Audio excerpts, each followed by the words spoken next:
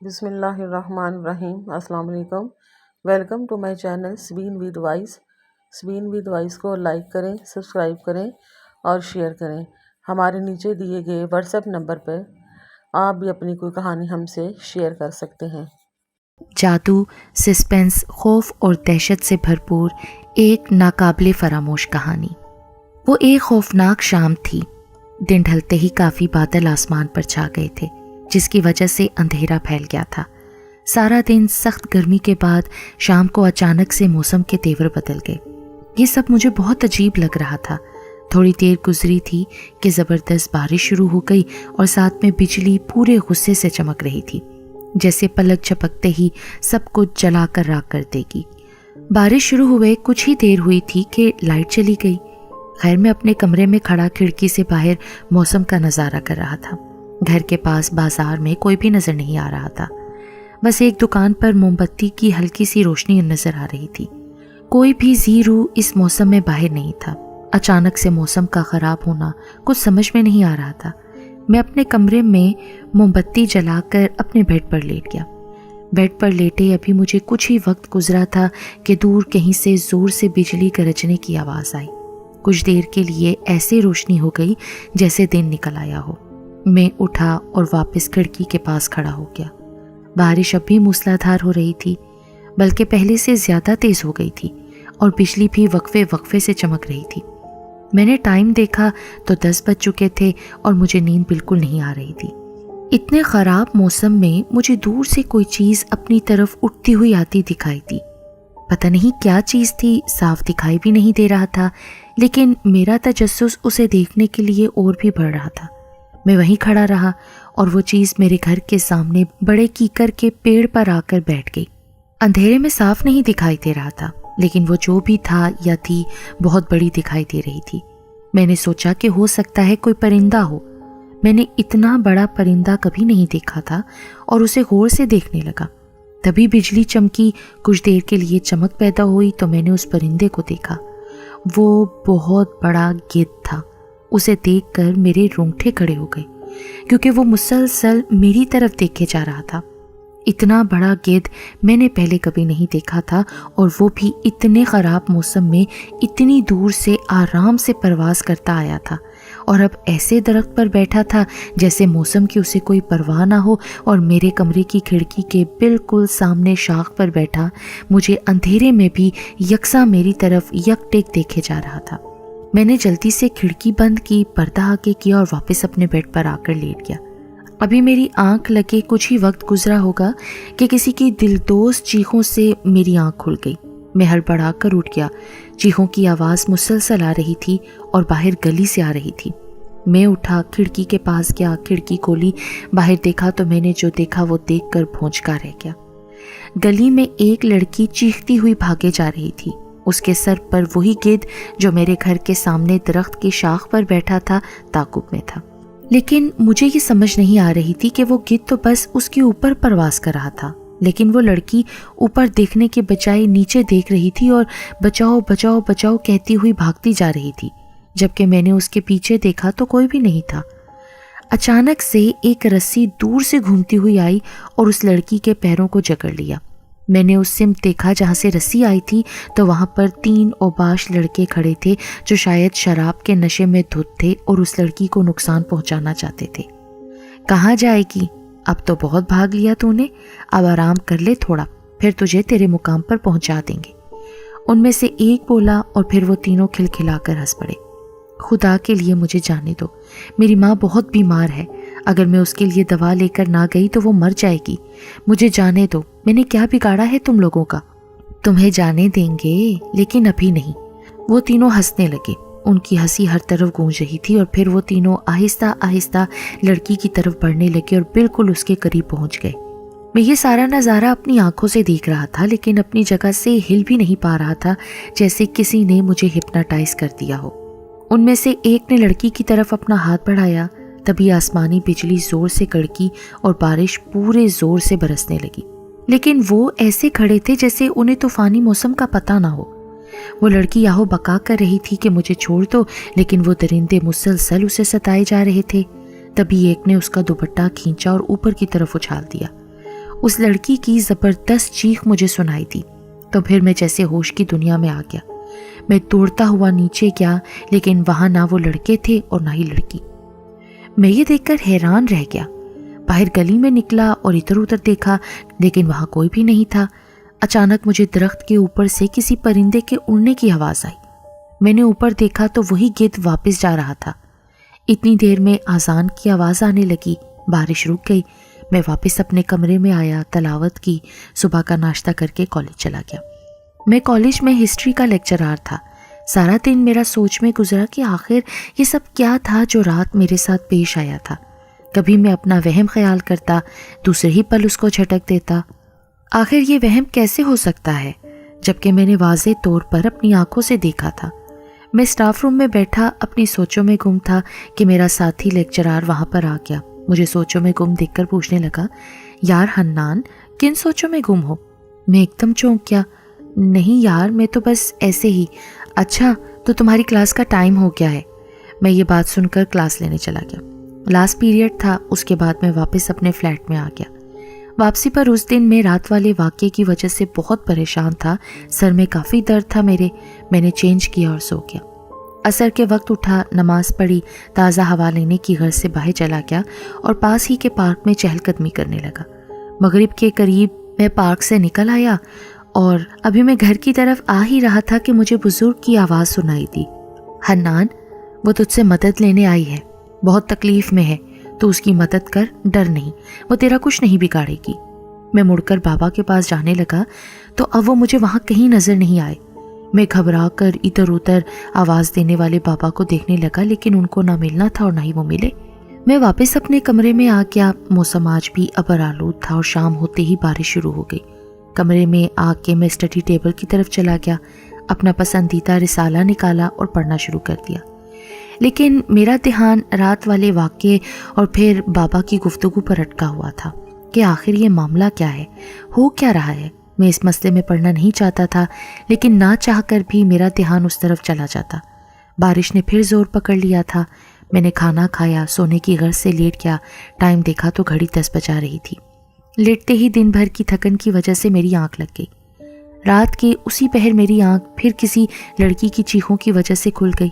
میں جلدی سے اٹھا، کھڑکی کے پاس گیا۔ آج پھر گیٹ اپنی کل والی جگہ پر موجود تھا، لیکن آج نیچے کا منظر کچھ اور ہی تھا۔ وہی لڑکی بھاگ رہی تھی، لیکن اس کو عجیب و غریب قسم کے پرندے بھاگنے نہیں دے رہے تھے، بلکہ اس کو جگہ جگہ سے نوچ رہے تھے، اور اس کی چیخوں کی آواز پورے ماحول کو دہلا رہی تھی۔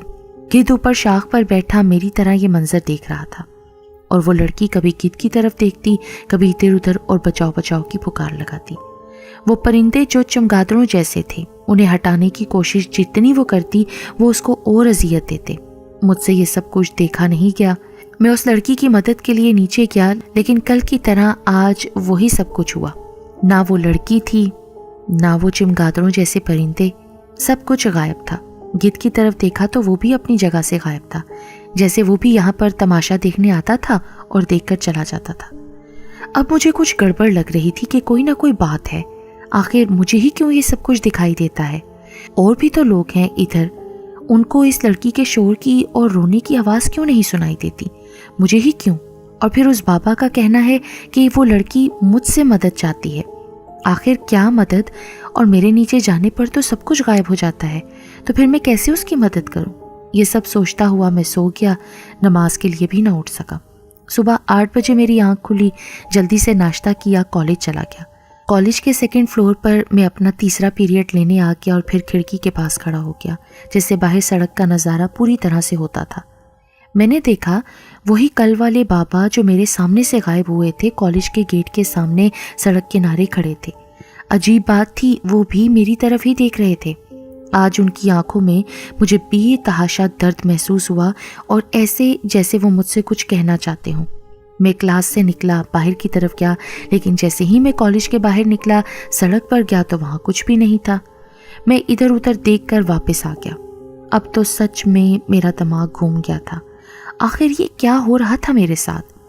کالج سے چھٹی کے بعد میں گھر آ گیا اور آرام کرنے کے لیے لیٹ گیا۔ असर के वक्त उठा, बाहर निकल गया। कल वाली जगह पर यह सोचकर पहुंचा कि क्या पता वो बाबा फिर मुझे नज़र आ जाएं, लेकिन वो आज मुझे कहीं दिखाई नहीं दिए।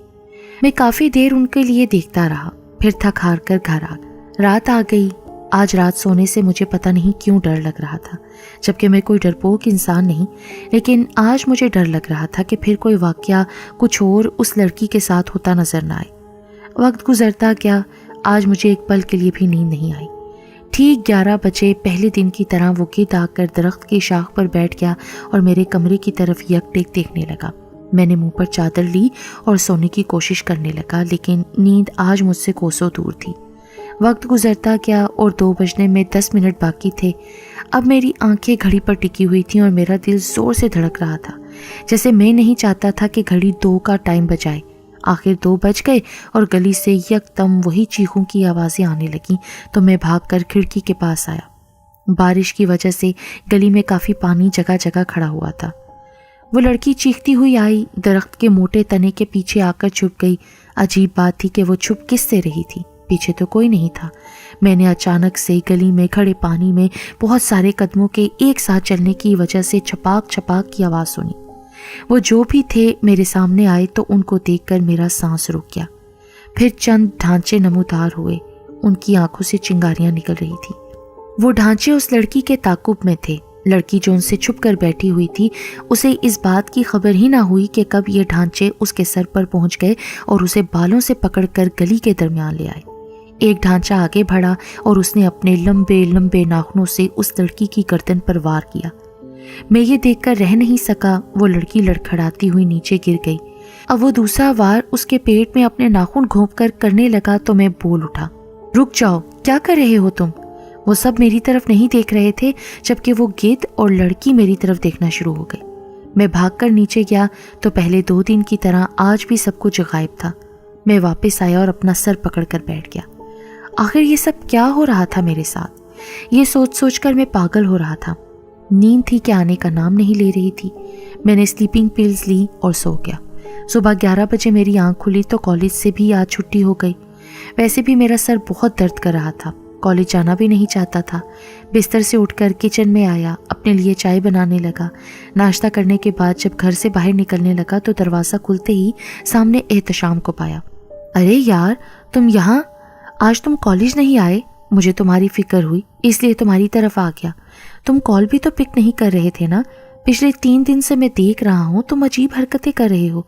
कॉलेज से भी बता के नहीं आते, लाइब्रेरी भी नहीं जाते और रात को कैफ़े भी नहीं आते। क्या बात है, सब ठीक तो है ना? और ये तुम्हारा चेहरा क्यों उतरा हुआ है? ऐसे लग रहा है जैसे तुम सदियों के बीमार हो। आखिर क्या परेशानी है? अरे कुछ नहीं, तुमने भी दरवाजे में खड़े होकर सब सवाल कर दिए। अंदर तो आओ। हम दोनों ड्राइंग रूम में आकर बैठ गए। फिर मैं चाय लेने चला गया। चाय लेकर आया तो एहतशाम फिर से शुरू हो गया। हन्नान, मैंने तुमसे कुछ पूछा है ना यार? आखिर क्या बात है? तेरा दोस्त हूँ बचपन का, एक साथ रहे हैं, कभी कोई बात एक दूसरे से नहीं छुपाई। मैं तेरा चेहरा देखकर बता सकता हूँ कि तू किसी बड़ी मुश्किल में है। बता मुझे, आखिर क्या बात है? कुछ नहीं यार। कुछ क्यों नहीं? देख, तेरा रंग भी पीला पड़ता जा रहा है। अगर कोई बात है तो मुझे बता। क्या अम्मी को यहाँ बुला लूँ? अरे नहीं, अम्मी जान को कुछ ना बताना, वैसे ही परेशान होंगी। तो फिर बताओ ना मुझे। अच्छा बताता हूँ, लेकिन तुम नहीं मानोगे। फिर मैंने उसको अपने साथ बीती सारी दास्तान बता दी, जिसे सुनकर एहतशाम भी काफ़ी परेशान हो गया। काफ़ी वक्त तक हम दोनों में खामोशी रही। फिर एहतशाम खड़ा हो गया और मुझसे कहा, उठो, मेरे साथ चलो। मुझे पता है इस परेशानी का हल कौन कर सकता है और कौन हमें इस चक्कर से बाहर निकाल सकता है और बता सकता है कि आखिर ये सब कुछ तुम्हारे साथ ही क्यों हो रहा है। फिर वो मुझे साथ लेकर आबादी से दूर एक गुंजान आबाद इलाके की तरफ ले गया। मैंने एहतशाम से पूछा कि तुम कहाँ जा रहे हो, किसके पास जाना है? तो उसने मुझे बताया कि उस आबादी के आगे शाहपुर नाम से एक गांव आबाद है, जहाँ पर एक अल्लाह वाले बुजुर्ग रहते हैं। वो अल्लाह के पाक कलाम से लोगों की परेशानियों को हल करते हैं और मुझे यकीन है कि तुम्हें भी वो इस मुसीबत से निकाल लेंगे। मैंने एहतशाम से पूछा कि उसे इस इलाके और बाबा जी के बारे में कैसे पता है। तो उसने बताया कि एकेडमी में मेरे साथ जो टीचर दिलनवाज हैं, उन्होंने मुझे एक दिन अपने कज़न का अजीब वाक़या सुनाया था, جس پر جن آتا تھا اور اس کا علاج بہت ساری جگہوں سے کروایا تھا، تو اس نے بتایا کہ پھر کسی نے انہیں شاہپور میں بزرگ کا بتایا جن کا نام نعیم الدین شاہ ہے، اور پھر اس کے کزن کو انہیں بابا سے شفا ملی اور اب وہ بالکل ٹھیک ہے اور اسی اکیڈمی میں انگلش کی کلاس لینے آتا ہے، اور میں ملا بھی ہوں اس سے۔ مجھے لگتا ہے کہ تمہارے ساتھ جو بھی کچھ ہو رہا ہے وہ سب کچھ بھی نارمل نہیں ہے، کوئی اور ہی چکر ہے۔ ہم دن کے 4 بجے شاہپور گاؤں پہنچے۔ وہ بہت خوبصورت گاؤں تھا، ہر طرف سے سرسبز لہلہاتے کھیت، اور گاؤں کے درمیان میں بوہڑ کا بہت بڑا اور قدیم درخت تھا جو تقریباً 300 سال پرانا مانا جاتا تھا۔ اس کی شاخیں اتنی موٹی اور نیچے کو لٹک رہی تھیں جو کہ بہت پراسرار دکھائی دے رہی تھی۔ ہم نے وہاں سے شاہ جی کا پتہ پوچھا جو ہمیں ایک لڑکے نے بتایا جس کا نام عدیل تھا۔ وہ ہمیں پہلے اپنے گھر لے گیا کیونکہ اس کا کہنا تھا کہ شاہ جی اپنے گھر اکیلے ہوتے ہیں۔ ویسے تو پورا گاؤں ان کی خدمت میں حاضر ہوتا ہے اور دور دور سے لوگ ان کے آستانے پر آتے ہیں، لیکن کوئی بھی ہم میں سے ان کے خاندان کے بارے میں کچھ نہیں جانتا۔ وہ پچھلے 30 سال سے ہمارے گاؤں میں ہیں۔ خیر، جب ہم شاہ جی کے پاس پہنچے تو لوگوں کا اچھا خاصا رش تھا، لوگ دور دور سے آئے ہوئے تھے۔ بیٹھے بیٹھے وقت کافی ہو گیا اور اذان ہونے لگی تو عدیل بولا، چلو چل کر پہلے نماز پڑھ لیتے ہیں۔ پھر ہم اپنی اپنی جگہ سے اٹھے۔ اچانک شاہ جی بولے، آؤ حنان، میں تمہارا ہی انتظار کر رہا تھا۔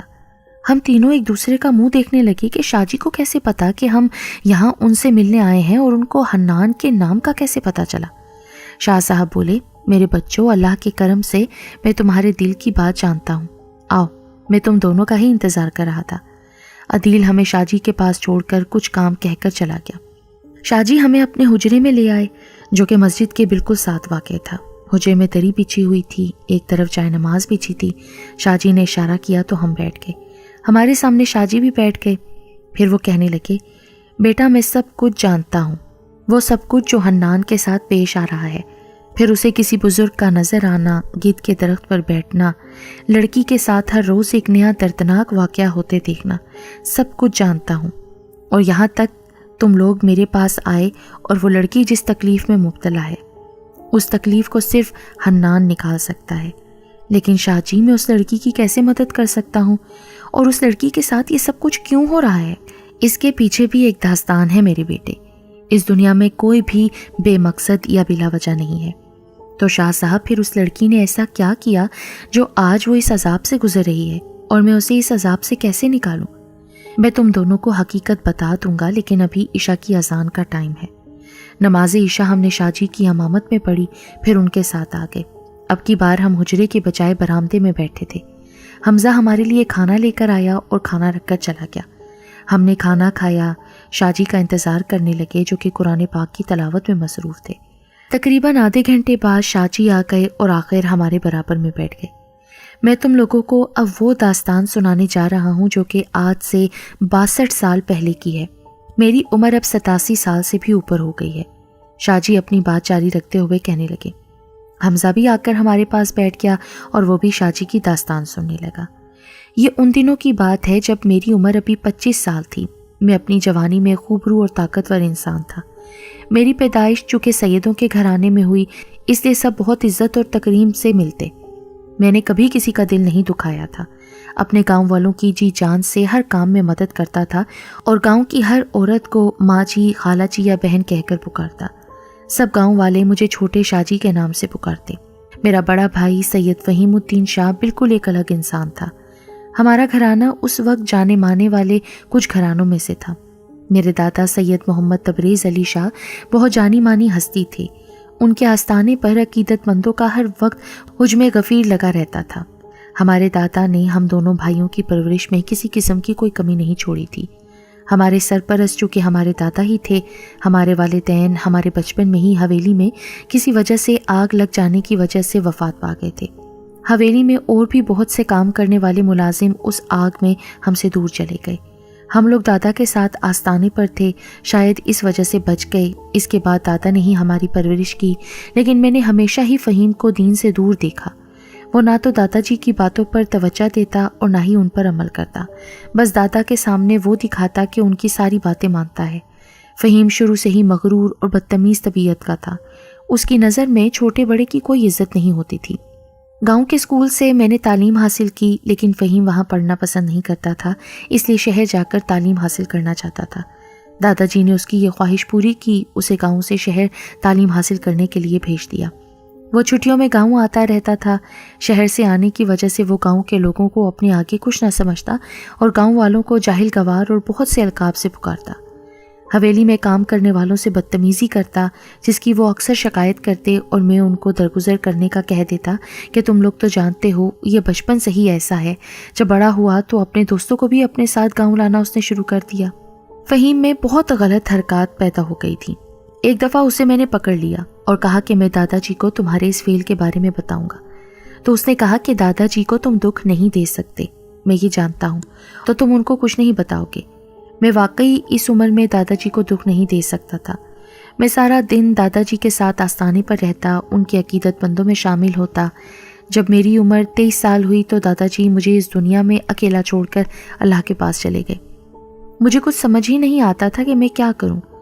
ہر وقت دادا جی کے غم میں اپنے کمرے میں بند روتا رہتا۔ حویلی کے ملازموں نے مجھے اس غم سے نکالنے میں بہت مدد کی اور مجھے یہ سمجھایا کہ دادا جی کے بعد میں ہی ان کا ہمدرد ہوں اور دادا جی کے بعد لوگ مجھ سے عقیدت رکھتے ہیں۔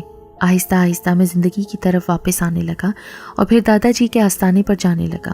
اب لوگ مجھ سے اپنے مسئلوں کا حل پوچھنے آتے۔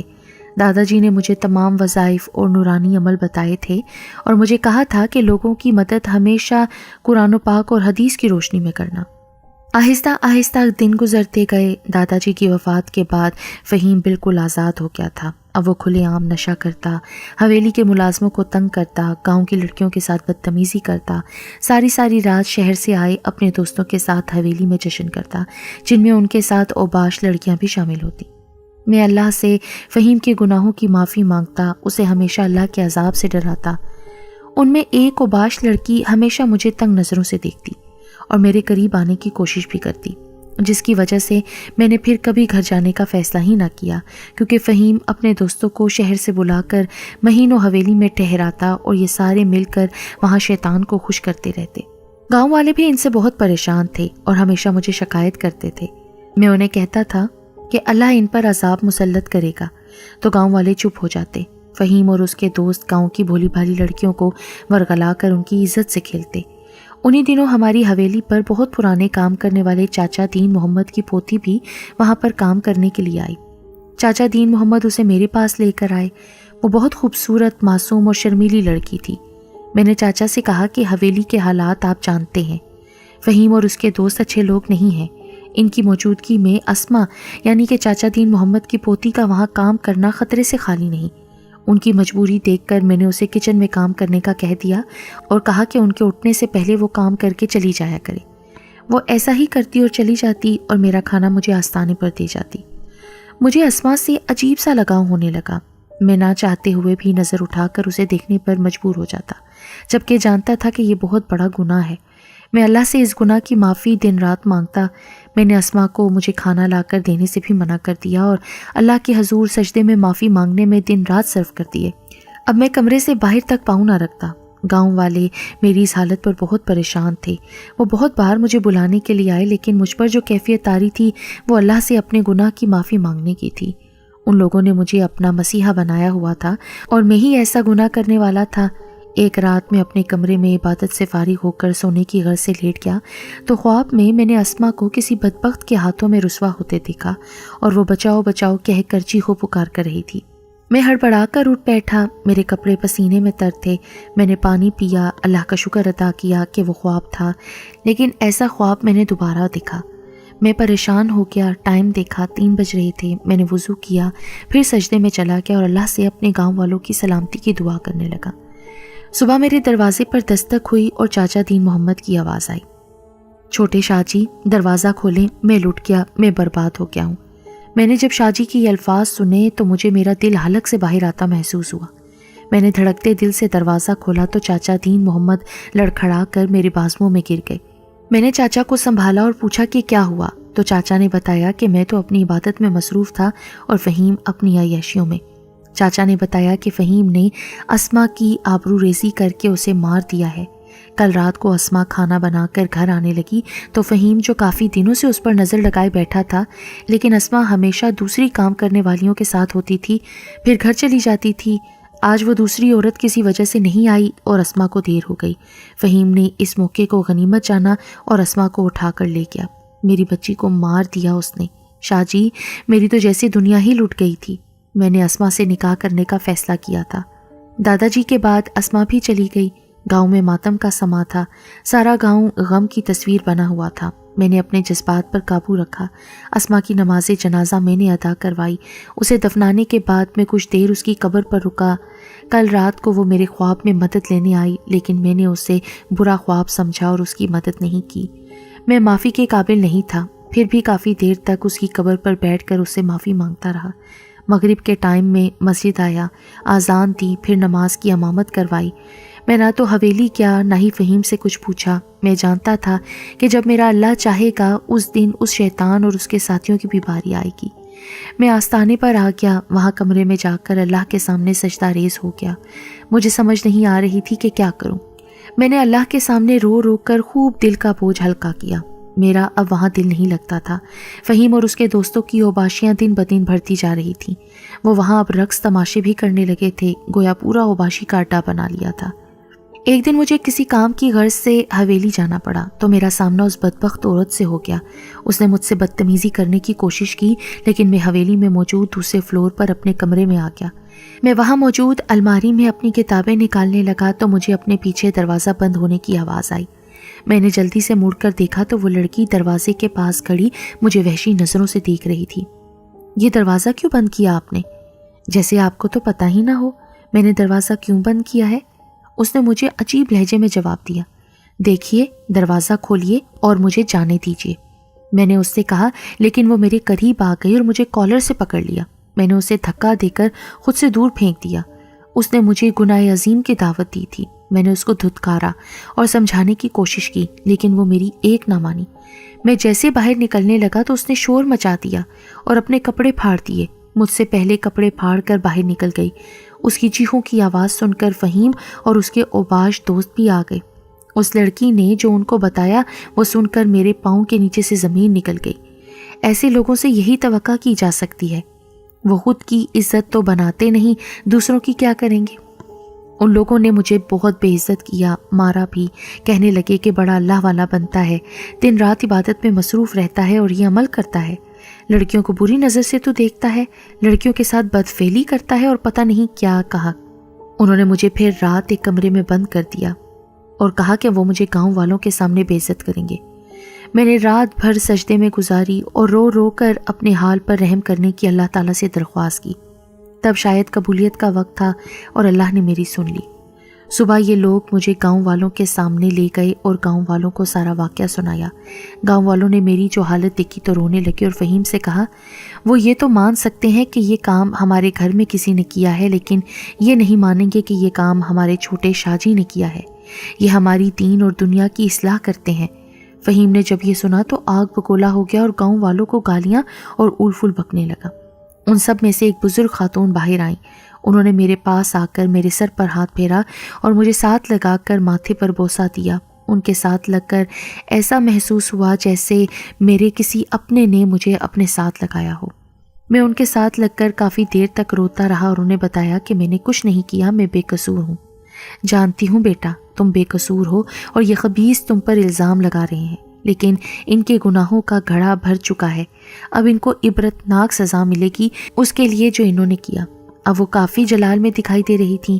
تبھی انہوں نے فہیم کی طرف دیکھا اور اس کی طرف بڑھی اور اس کی طرف بڑھ کر کچھ پھونک دیا۔ وہ ایک بدصورت گدھ کی شکل میں تبدیل ہو گیا۔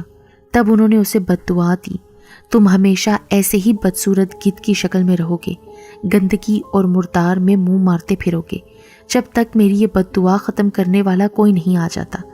اتنا کہہ کر انہوں نے فہیم کو دھتکار دیا۔ سب گاؤں والے دیکھتے کے دیکھتے رہ گئے۔ پھر وہ اس لڑکی کے پاس گئیں۔ انہوں نے اس لڑکی کو، جس کا نام عائزہ تھا، یہ بد دعا دی کہ تو ہر رات کو جب لوگ آرام کرتے ہیں سخت عذاب میں مبتلا ہوا کرے گی۔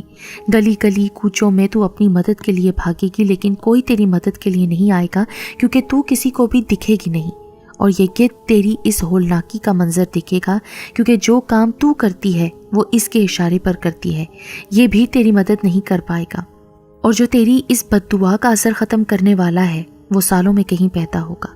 تب تک تم دونوں دن رات اپنے گناہوں کی معافی میں صرف کرو گے، تڑپو گے، لیکن کوئی تمہیں اس سے آزاد نہیں کرے گا۔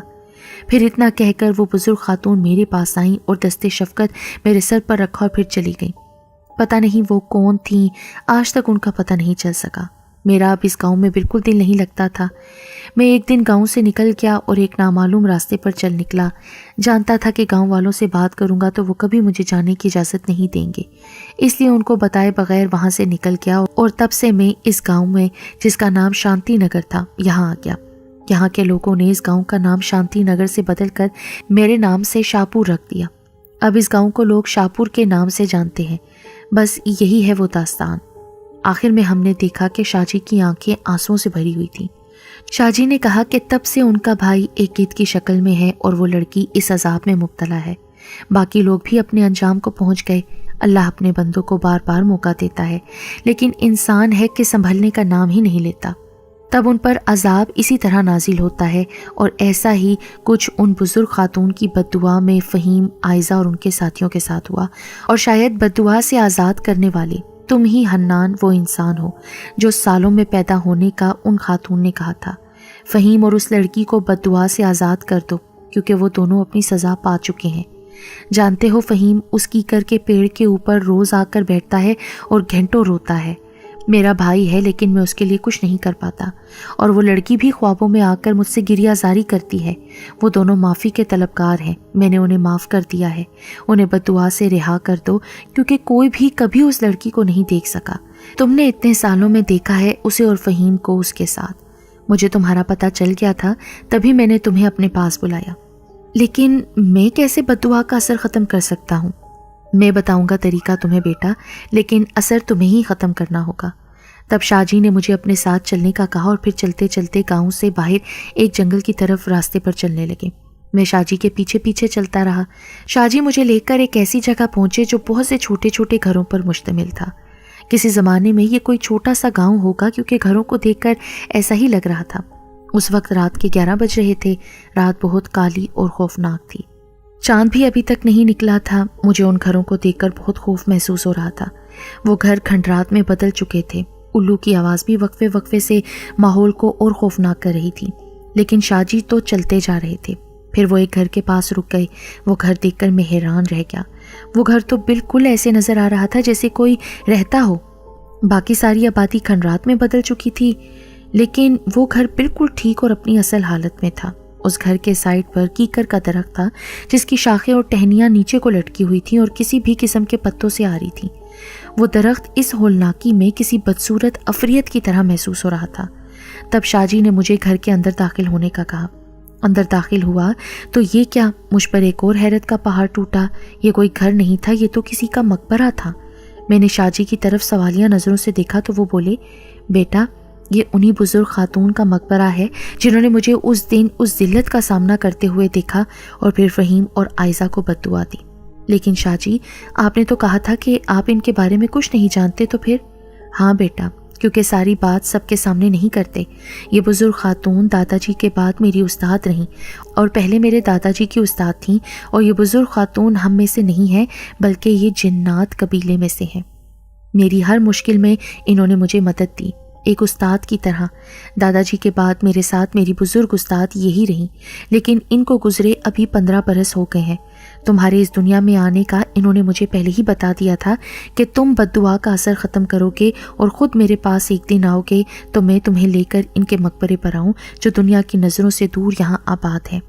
یہاں یا تو جنات آ سکتے ہیں یا پھر میں۔ تبھی شاہ جی مجھے لے کر مقبرے کے باہر تھوڑی سی جو جگہ بنی تھی وہاں پر آئے اور مجھے بیٹھ جانے کا اشارہ کیا۔ پھر خود بھی بیٹھ گئے اور کچھ پڑھنے لگے۔ تھوڑی ہی دیر میں نے دیکھا کہ ایک وہی گدھ جو مجھے دکھتا تھا وہ اڑتا ہوا آ رہا ہے اور اس درخت پر بیٹھ گیا، اور پھر وہ لڑکی بھی وہاں آ گئی جو زخموں سے چور تھی اور گردن نیچے کیے ہوئے دونوں ہاتھ زمین پر ایسے رکھے ہوئے تھی جیسے سجدے کی سی حالت میں ہو۔ کافی دیر تک خاموشی چھائی رہی، پھر مقبرے کے اندر روشنی سی اٹھی اور پھر وہ روشنی تیز اور تیز ہوتی گئی۔ پھر وہ روشنی باہر تک آنے لگی جس سے میری آنکھیں چندھیا گئیں اور میں نے آنکھیں بند کر لیں۔ تو جب کھولیں دیکھا ایک پرنور چہرے والی بزرگ خاتون تھیں جو کہ سفید لباس میں تھیں، ہمارے سامنے کھڑی تھیں۔ تب شاہ جی نے آنکھیں کھولیں اور ادب سے ان کے سامنے کھڑے ہو گئے۔ مجھے سمجھ آ گئی کہ یہ جنات قبیلے کی وہی بزرگ خاتون ہیں جنہوں نے لڑکا اور لڑکی کو بددعا دی تھی۔ تب وہ گدھ اور وہ لڑکی دونوں ان کے پاس آ گئے۔ لڑکی ہاتھ جوڑ کر معافی مانگنے لگی۔ مجھے میرے کیے کی سزا مل گئی، اب ہم سے بددعا کا اثر ختم کر دیجیے۔ تب انہوں نے میری طرف دیکھا اور کہا، ان کے گلے میں ایک تعویذ ہے، وہ دونوں اتار کر اس مقبرے سے باہر اس پیڑ کے تنے میں دفن کراؤ۔ میں نے ایسا ہی کیا اور پھر انہوں نے کچھ پڑھ کر پھونک ماری تو فہیم اپنی شکل میں آ گیا اور وہ لڑکی بھی بالکل ہر زخم سے آزاد سامنے کھڑی تھی۔ شاہ جی نے اپنے بھائی کو دیکھا تو ان کی آنکھوں میں آنسو آ گئے۔ دونوں بھائی کافی دیر تک گلے لگ کر روتے رہے۔ پھر ان دونوں نے شاہ جی سے معافی مانگی۔ شاہ جی نے انہیں معاف کر دیا اور وہ بزرگ خاتون میرے پاس آئیں۔ میرے سر پر ہاتھ پھیرا تو میں نے ہمت کر کے ان سے پوچھا، کیا آپ مجھے بتا سکتی ہیں کہ مجھ میں ایسا خاص کیا ہے جو میں ہی یہ بددعا کا اثر ختم کر پایا اور ان دونوں کو دیکھ سکتا تھا؟ تب انہوں نے مجھے بتا دیا، اس بددعا کو وہی ختم کر سکتا تھا جس کی گردن کے نیچے چاند اور ستارے کا نشان ہو، اور ایسے لوگ جن کے یہ نشان ظاہر ہوں روز پیدا نہیں ہوتے۔ میرے بعد تم تھے جس کے یہ نشان تھا۔ میں اس بددعا کو ختم کر سکتی تھی، یا تم، لیکن میں مقررہ مدت سے پہلے اس دنیا سے اگلی دنیا میں چلی گئی، اور پھر میرے بعد تم ہی وہ انسان رہ گئے ہو۔ تمہیں اللہ نے غیبی چیزیں دیکھنے کی طاقت دی ہے، تم خود بھی نیکی کی راہ پر چلو اور نیک کام کرو اور نماز ادا کیا کرو، اس میں کوتاہی سے کام نہ لیا کرو۔ پھر وہ یہ کہہ کر چلی گئیں اور ہم واپس آ گئے۔ دوسرے دن صبح میں اور احتشام شاہ جی سے اجازت لے کر واپس آ گئے، لیکن میرا دل یہاں نہیں لگ رہا تھا، بس شاہ جی کے پاس جا کر رہنے کو کر رہا تھا۔ میں واپس شاہ جی کے پاس آ گیا اور احتشام سے بھی بات کر لی، وہ مان گیا اور مجھے وہاں رہنے کی اجازت دیتی۔ اب میں دن رات شاہ جی کی خدمت میں ہوتا ہوں۔ قرآن پاک بیما ترجمہ اور تفسیر پڑھا، ہر وقت اسلامی کتابیں پڑھتا ہوں۔